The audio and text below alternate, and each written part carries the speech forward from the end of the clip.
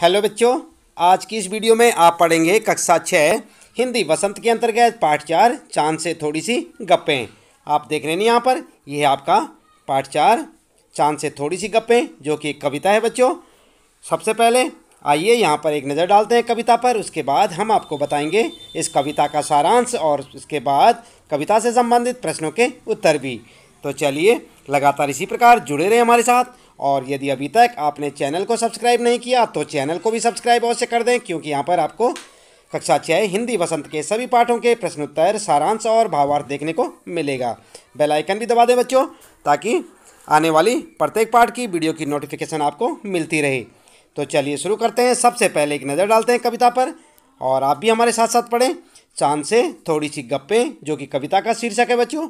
10-11 साल की एक लड़की। और यहाँ पर आप देख सकते हैं, गोल हैं खूब मगर आप तिरछे नज़र आते हैं जरा, आप पहने हुए हैं कुल आकाश तारों जड़ा, सिर्फ मुँह खोले हुए अपना गोरा चिट्टा गोल मटोल। इसके बाद आगे लिखा है, अपनी पोशाक को फैलाए हुए चारों सिमत आप कुछ तिरछे नज़र आते हैं जाने कैसे, खूब है गो की वाह जी वाह, हमको बुद्धू ही निराश समझा है, हम समझते ही नहीं जैसे कि आपको बीमारी है। आप घटते हैं तो घटते ही चले जाते हैं, और बढ़ते हैं तो बस यानी कि बढ़ते ही चले जाते हैं। दम नहीं लेते हैं जब तक बिल्कुल ही गोल न हो जाएं, बिल्कुल गोल। यह मर्ज आपका अच्छा ही नहीं होने में आता है। तो आपने देखा बच्चों, यहाँ पर ये थी आपकी कविता, और इसके कवि यहाँ पर आप देख सकते हैं शमशेर बहादुर सिंह। याद रखें आप कवि का नाम। और इसके बाद बच्चों यहाँ पर इस जो पाठ है, यहाँ पर कविता पाठ, इसके प्रश्न शुरू हो जाते हैं, जिनका उत्तर हम आपको इसी वीडियो में यहाँ पर अभी बताने वाले हैं। और इससे पहले हम आपको बताएंगे इस कविता का सारांश। तो आप लगातार देखते रहें वीडियो और जुड़े रहें हमारे साथ। तो चलिए शुरू कर लेते हैं कविता का सारांश।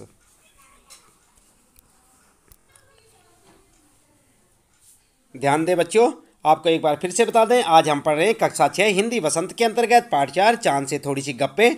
और हम आपको बता रहे हैं यहाँ पर इस वीडियो में कविता का सारांश और साथ ही साथ पाठ से संबंधित प्रश्नों के उत्तर भी। चलिए सबसे पहले जान लेते हैं इस कविता पाठ का सारांश। यह कविता हिंदी साहित्य के प्रसिद्ध लेखक और कवि श्री शमशेर बहादुर सिंह द्वारा लिखी गई है। इस कविता में एक 10-11 साल की लड़की को चांद से गप्पे लड़ाते हुए अर्थात बातें करते हुए दिखाया गया है। वह चांद से कह रही है कि यूँ तो आप गोल हैं, पर थोड़े तिरछे से नज़र आते हैं। आपने इस तारों जड़ित आकाश का वस्त्र पहना हुआ है, तथा उसके बीच में से आपका केवल एक गोरा चिट्टा और गोल मटोल चेहरा ही दिखाई देता है। वो चांद से कहती है कि हम जानते हैं कि आपको कोई बीमारी है, तभी तो आप घटते हैं तो घटते ही चले जाते हैं, और बढ़ते हैं तो बढ़ते ही रहते हैं। आप ऐसा तब तक करते हैं जब तक आप पूरे गोल नहीं हो जाते। आगे कहती है लड़की, पता नहीं क्यों आपकी ये बीमारी ठीक ही नहीं होती। इस तरह कवि ने चांद के प्रति एक छोटी सी बच्ची की भावनाओं का बड़ा ही रोचक और मनभावन चित्रण इस कविता में किया है। उम्मीद है कि आपको ये सारांश अच्छे से समझ आया होगा बच्चों। इसे आप अपनी नोटबुक में नोट भी कर सकते हैं, याद भी रख सकते हैं। इसके बाद चलिए शुरू कर लेते हैं इस कविता पाठ के प्रश्नोत्तर अभ्यास प्रश्नोत्तर में। और सबसे पहले यहाँ पर जो है पहला प्रश्न है बच्चों, आप देख सकते हैं अपनी पाठ्य पुस्तक में, कविता में आप पहने हुए हैं कुल आकाश कहकर लड़की क्या कहना चाहती है। देख रहे हैं ना आप यहाँ पर ये लाइन, कविता में आप पहने हुए हैं कुल आकाश, यह कहकर लड़की क्या कहना चाहती है। तो उत्तर क्या लिखेंगे? उत्तर लिखेंगे, कविता में आप पहने हुए हैं कुल आकाश कहकर लड़की कहना चाहती है कि चांद तारों से जड़ी हुई चादर ओढ़कर बैठा है। ये आप अपना उत्तर लिख सकते हैं। दूसरा प्रश्न है बच्चों, हमको बुद्धू ही निराश समझा है कहकर लड़की क्या कहना चाहती है। तो क्या कहना चाहती है? उत्तर में लिखेंगे, हमको बुद्धू ही निराश समझा है कहकर लड़की यह कहना चाहती है कि उसे पता है कि चांद को कोई बीमारी है, जो ठीक होने का नाम नहीं ले रही है। इस बीमारी के कारण कभी वे घटते जाते हैं तो कभी बढ़ते, इतने बढ़ते हैं कि पूरे गोल हो जाते हैं। ठीक है, तो बच्ची क्या समझती है कि उसे कोई बीमारी है। तीसरा है यहाँ पर बच्चों प्रश्न आपका, और प्रश्न में पूछा है, आज से बताओ यह मर्ज आपका अच्छा ही नहीं होने में आता है। तो यहाँ पर जो है आपने आज से बताना है। किसका? इस लाइन का। यह मर्ज आपका अच्छा ही नहीं होने में आता। मर्ज का मतलब समझते हैं आप? मर्ज का मतलब बीमारी। उत्तर में आप लिखेंगे कवि श्री शमशेर बहादुर सिंह प्रस्तुत पंक्ति द्वारा यह कहना चाहते हैं कि उसे पता है कि चांद को कोई बीमारी है जो ठीक होने का नाम नहीं ले रही है। इस बीमारी के कारण कभी वे घटते जाते हैं तो कभी बढ़ते, और इतने बढ़ते हैं कि पूरे गोल हो जाते हैं। इस प्रकार से आप अपना इस तीसरे प्रश्न का उत्तर भी लिख सकते हैं बच्चों।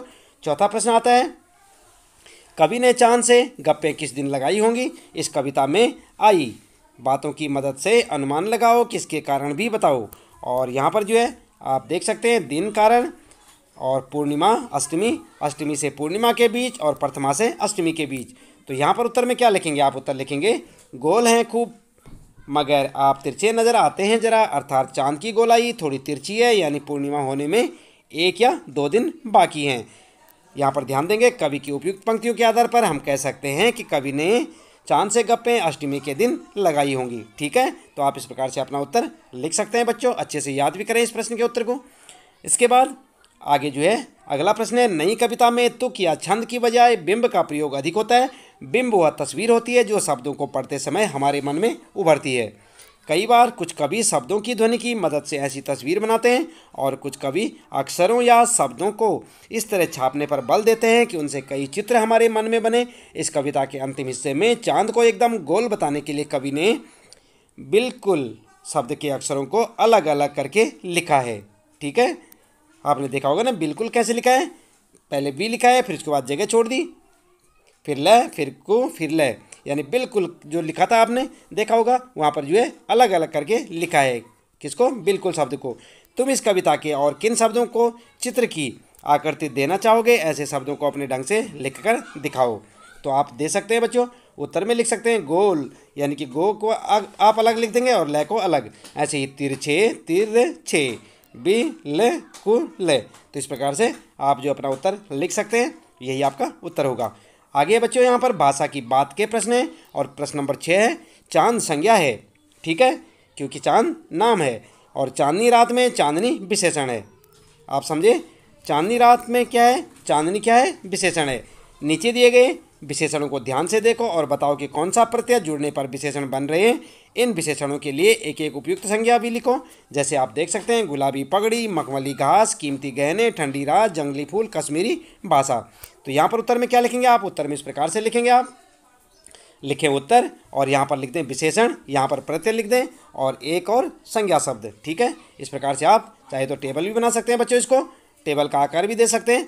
और इस प्रकार से लिखने के बाद आप लिखेंगे, जैसे गुलाबी में क्या है? ई क्या है? प्रत्यय है। और गुलाबी साड़ी क्या है? एक और संज्ञा शब्द।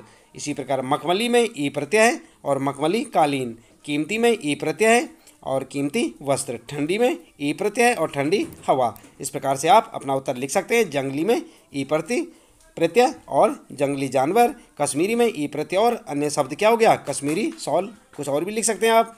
ठीक है, तो इस प्रकार से आप अपना उत्तर लिख सकते हैं बच्चों। यहाँ पर फिर आता है 7वां प्रश्न, और यहाँ पर क्या करेंगे आप? गोल मटोल गोरा चिट्टा। आप देख रहे हैं यहाँ पर क्या लिखा है? गोल मटोल गोरा चिट्टा।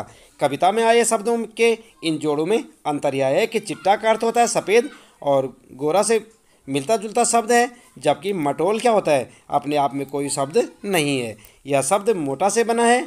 ऐसे 4 शब्द युग्म सोचकर लिखो और उनका वाक्यों में प्रयोग भी आपने करना है। उत्तर में आप क्या करेंगे? उत्तर में आप इस प्रकार से लिखें बच्चों, मेल जोल, और यहाँ पर लिखें एक वाक्य लिखेंगे, हमें सबसे मेल जोल बनाए रखना चाहिए। दूसरा लिख सकते हैं आप अच्छा बुरा, बच्चों को अपने अच्छे बुरे का ज्ञान होना चाहिए या नहीं होता। ठीक है, और उसके बाद जो है तीसरा लिख सकते हैं, आजकल महंगाई बढ़ गई है। और सुख दुख में लिखेंगे, सुख दुख जीवन के 2 पहलू हैं। तो इस प्रकार से आप अपना उत्तर यहाँ पर दे सकते हैं बच्चों। कौन से प्रश्न का? 7वें प्रश्न का। इसके बाद आता है 8वां प्रश्न है, बिल्कुल गोल। कविता में इसके 2 अर्थ हैं, और इसके 2 अर्थ क्या हैं? गोलाकार का और दूसरा गायब हो जाना। ठीक है, बिल्कुल गोल हो जाना मतलब गोलाकार हो जाना, या फिर बिल्कुल गायब हो जाना, दोनों को गोल होना कहते हैं ना। इसके बाद यहाँ पर जो है ऐसे 3 शब्द सोचकर उनसे ऐसे वाक्य बनाओ कि शब्दों के 2 अर्थ निकलते हों। और यहाँ पर जो है आप देख सकते हैं, उत्तर में आप लिखेंगे, जैसे वर, यहाँ पर वर लिखा है ना, तो वर में कै। यहाँ पर लिखेंगे आप, लता के लिए एक सुयोग्य वर। वर का मतलब क्या हो गया यहाँ पर? दूल्हा। ठीक है, की तलाश है। एक क्या हो गया, वर का अर्थ क्या हो गया, एक दूल्हा। और दूसरा, भगवान वरुण ने लकड़हारे को 3 वर यानी कि वरदान मांगने के लिए कहा। तो यहाँ पर वर के 2 अर्थ हो गए, कौन कौन से, दूल्हा और वरदान। वर के 2 अर्थ हो गए ना। और इसी प्रकार से अर्थ है, यहाँ पर दूसरा शब्द लिया आपने अर्थ, और अर्थ के भी 2 अर्थ। अर्थ यानी कि धन प्राप्ति के लिए मेहनत करना जरूरी होता है। और दूसरा लिख सकते हैं आप, काव्य की पंक्तियों का अर्थ, अर्थ का मतलब स्पष्ट कीजिए। इसी प्रकार से कनक है यहाँ पर एक शब्द, इसके 2 अर्थ क्या होंगे, कनक का मतलब गेहूँ और कनक का मतलब सोना। आप लिख सकते हैं, इस वर्ष कनक यानी गेहूं की खेती अच्छी हुई है। इस वर्ष सीमा ने कनक यानी कि सोने के कंगन बनवाए। तो इस प्रकार से आप अपने इस प्रश्न का उत्तर लिख सकते हैं। प्रश्न था ये 8वां आपका, 2 अर्थ के शब्द लिखने थे आपने, और ये आपने लिखे तीनों शब्द। और इसके बाद 9वां प्रश्न है बच्चों, जो कि, चूँकि, हालांकि कविता की जिन पंक्तियों में ये शब्द आए हैं उन्हें ध्यान से पढ़ो। ये शब्द 2 वाक्यों को जोड़ने का काम करते हैं। इन शब्दों का प्रयोग करते हुए 2-2 वाक्य बनाओ। और यहाँ पर जो है आप 2 वाक्य बनाएंगे। जैसे सबसे पहले बनाएंगे जो कि शब्द से 2 वाक्य। नंबर 1, नीम का तेल जो कि गंध व स्वाद में कड़वा होता है, प्रथम श्रेणी का कीटनाशक होता है, कीटाणुनाशक होता है। दूसरा बना सकते हैं आप, यह एक लड़के की कहानी है जिसका नाम मोहन है, जो कि दिल्ली से आया था। तो यहाँ पर हो गया नंबर 1 और ये हो गया नंबर 2। इसी प्रकार से चूँकि से आप 2 वाक्य बनाएंगे। किससे, चूँकि से 2 वाक्य। नंबर 1, चूँकि प्रश्न कठिन थे इसलिए मैं उत्तर नहीं लिख पाया। और दूसरा, चूँकि आज तेज़ बारिश थी इसलिए मैं आज स्कूल नहीं जा सका। इसके बाद बच्चों हालांकि से बनाएंगे आप 2 वाक्य। इससे क्या बनाएंगे, 2 वाक्य। नंबर 1, हालांकि आज बारिश तेज़ है फिर भी मुझे काम पर जाना ही होगा। और दूसरा बना सकते हैं आप, हालांकि मुझे तुम्हारा उत्तर पता है फिर भी मैं तुमसे सुनना चाहता हूँ। तो इस प्रकार से आप यहाँ पर लिख सकते हैं। इसके बाद बच्चों 10वां प्रश्न आता है, गप और फिर गपशप और फिर गपबाजी। क्या इन तीनों शब्दों के अर्थ में अंतर है? कौन से 3 शब्द, गप, गपशप और गपबाजी, इन तीनों में क्या अंतर है? तुम्हें क्या लगता है, लिखो। उत्तर लिख सकते हैं आप। उत्तर में लिखेंगे, गप का मतलब होता है बिना काम की बात करना, और गपशप का मतलब होता है इधर उधर की बातचीत करना, और गपबाजी क्या होता है, कुछ झूठी कुछ सच्ची बातें करना। तो इस प्रकार से आप अपना उत्तर यहाँ पर 10वें प्रश्न का लिख सकते हैं बच्चों। इसके साथ ही इस पाठ से संबंधित प्रश्नों के उत्तर यहाँ पर समाप्त होते हैं। उम्मीद है कि आपको अच्छे से समझ आए होंगे। इसी प्रकार लगातार कक्षा 6 हिंदी बसंत के सभी पाठों के प्रश्नोत्तर, भावार्थ और सारांश जानने के लिए आप चैनल को सब्सक्राइब करना न भूलें, और हो सके तो बेल आइकन भी दबा दें। इससे ये होगा कि आपको आने वाली प्रत्येक पाठ की वीडियो की नोटिफिकेशन मिलती रहेगी, और जानते रहे अपने सारे प्रश्नों के उत्तर हमारे साथ। मिलते हैं फिर अगली वीडियो में।